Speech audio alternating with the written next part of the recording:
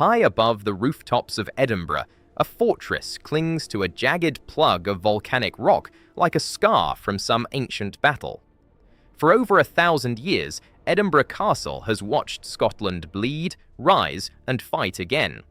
It wasn't just stone and battlements, it was a royal palace where kings were born and queens died, a military stronghold that changed hands in the dead of night, and later a grim prison where hope rotted faster than the damp walls.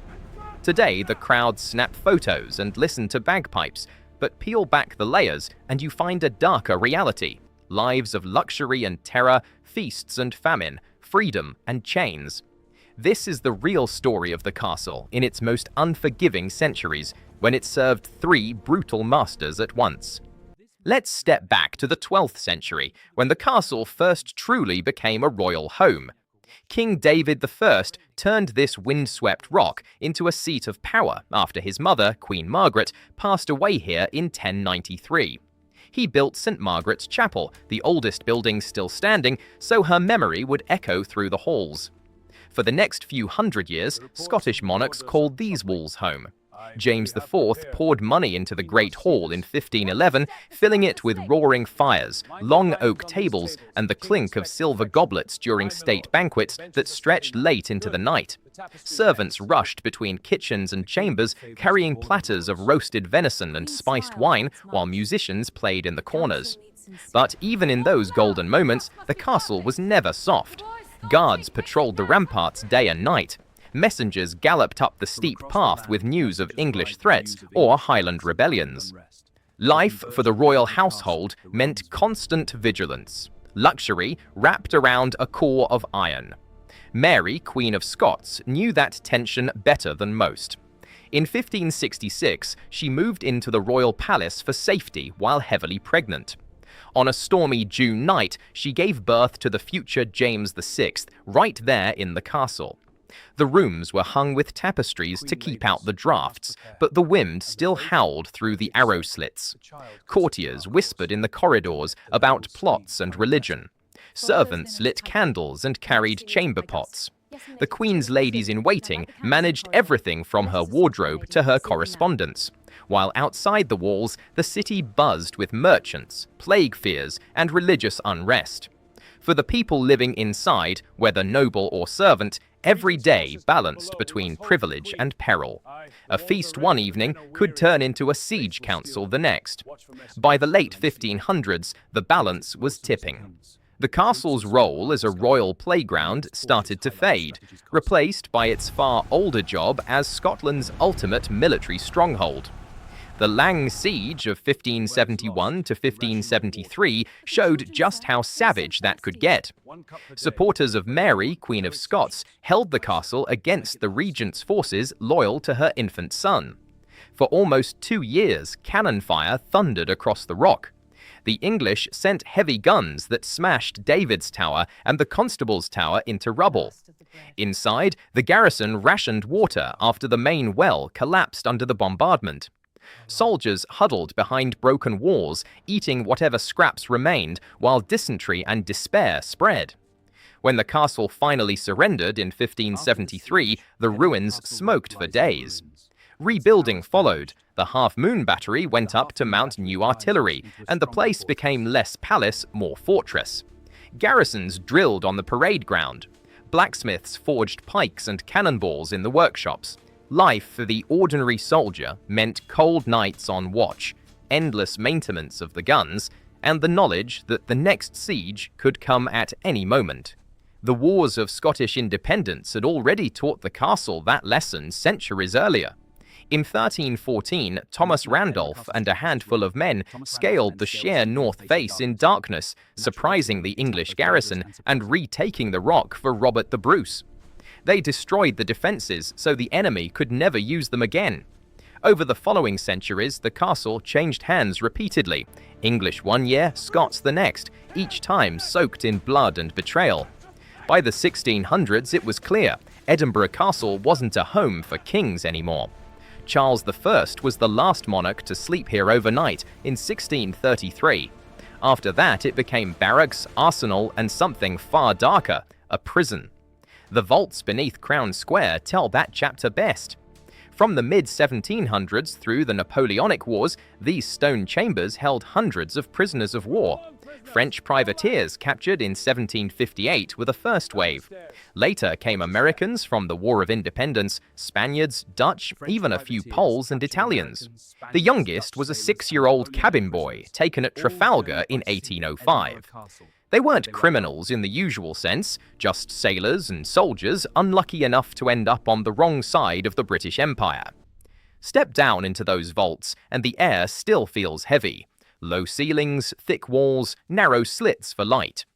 In the 18th and early 19th centuries, the prisoners slept in hammocks slung from wooden frames or on straw pallets jammed side by side. Damp seeped through the stone. Rats scurried in the corners. Early on, the conditions were brutal, overcrowded, poorly ventilated, with barely enough food. Later, the authorities added fireplaces and better rations, 2 pints of beer a day, bread, beef, cabbage, butter. French prisoners even got a little extra money and new clothes. Some carved their names or symbols into the wood, tiny acts of defiance that you can still see today. A scratched stars and stripes on a door tells you Americans were here. They passed the endless days making crafts, writing letters home when allowed, or staring at the same patch of wall for months. But boredom wasn't the worst of it. Disease could rip through the vaults in weeks. Fights broke out between rival nationalities, and escape was on every mind. In 1811, 49 French prisoners pulled off one of the most daring breaks in the castle's history. They chipped a hole through the wall at the Devil's Elbow rampart, knotted their washing lines into a rope, and slid down the sheer rock in the dark. Most reached the bottom alive, but almost all were recaptured later. You can still see the patched hole if you know where to look. Another prisoner tried something even more desperate around 1799. He hid inside a cart loaded with human waste that the guards tipped over the side of the rock each day. The fall killed him instantly. Stories like that remind you how far men would go when every hour felt like a sentence. Earlier centuries had their own prisoners too. Political enemies, Jacobite rebels, even accused witches. One notorious tale involves the Duke of Albany in the 15th century, who supposedly stabbed his guards in the dungeons and burned their bodies to cover his escape. Lady Janet Douglas of Glamis was held here on witchcraft charges before being burned at the stake in 1537. The vaults weren't just holding cells, they were places where power crushed dissent. Life inside meant counting the days until ransom, exchange, or death. Outside, the garrison went about its routines, drilling, maintaining the guns, patrolling the walls, while knowing their own future might one day be the same cramped misery if the castle fell again. And then there are the cemeteries. Not the grand human graveyards you might expect, but a small, tucked-away plot that speaks volumes about the military life that eventually dominated the Rock. Since the 1840s, a pet cemetery has sat in the ruins of an old tower. Regimental mascots and officers' dogs were buried here with honor. Tiny graves for animals that marched with the soldiers, offered comfort in barracks, and sometimes died in service. It's a quiet, almost tender reminder amid all the violence. Even in a place built for war, loyalty and affection found small corners to survive. Human burials happened too, soldiers who fell in defense of the castle or died of wounds in the infirmary. But the dog cemetery remains the most poignant trace still visible today. By the time the Napoleonic Wars ended, the castle had settled into its role as a permanent military base. Barracks housed troops. The Scottish National War Memorial would later honour the fallen of the 20th century. But the echoes of earlier centuries never quite faded. The same walls that once hosted royal banquets later heard the groans of prisoners. The rock that kings defended with cannon fire eventually watched desperate men risk everything to get down it. Walking the castle today, you feel the weight of all those lives layered together. The royal apartments where James VI first cried as a newborn. The Great Hall where laughter and music once filled the air. The vaults where men scratched their names into wood because it was the only mark they could leave.